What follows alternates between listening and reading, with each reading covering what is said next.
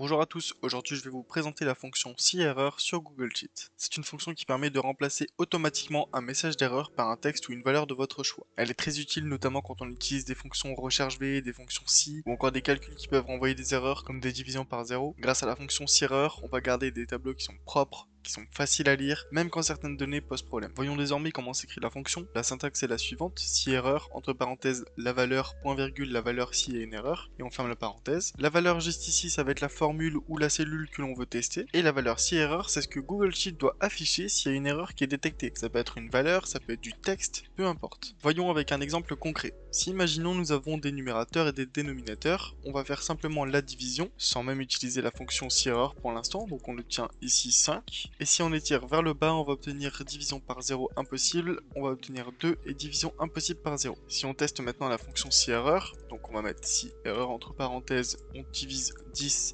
par 2, on va mettre en chaîne de caractères erreur si on détecte une erreur avec la division, on obtient donc 5, et si on copie la formule vers le bas, on obtient donc erreur, 2 et erreur. Ici on voit clairement que dans la colonne D, on obtient des erreurs de calcul dès lors que l'on divise par 0 ou par 1. En revanche, avec la fonction si-erreur, la colonne E affiche un message clair, compréhensible, ce qui rend le tableau beaucoup plus propre. Voilà pour les explications sur la fonction si-erreur, je vous propose désormais de faire un exercice d'application. Cet exercice est disponible dans la description de la vidéo, alors je vous invite à aller le faire si vous en avez l'envie. Pour ma part, nous allons faire la correction de cet exercice dès maintenant. Donc on nous disait utiliser la fonction recherche V pour trouver le prix de chaque produit recherché, puis améliorer la formule en utilisant si-erreur afin d'afficher le message non trouvé lorsque le produit n'existe pas dans la liste. C'est parti, on va pouvoir donc mettre recherche V, ensuite on va mettre la clé ainsi que la plage de recherche.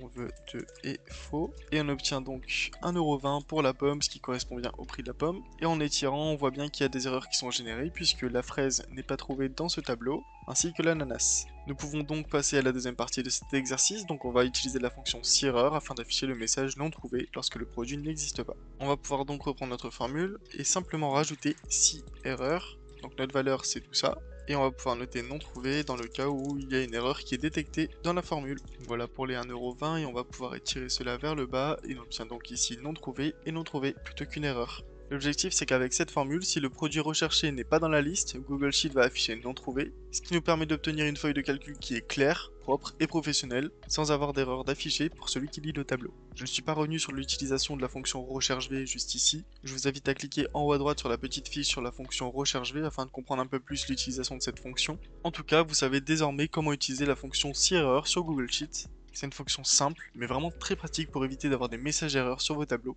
En tout cas, si cette vidéo vous a aidé à comprendre la fonction, pensez à laisser un like et à vous abonner pour ne pas manquer les prochaines vidéos sur Google Sheet et les autres outils de Google. A très bientôt pour une nouvelle vidéo.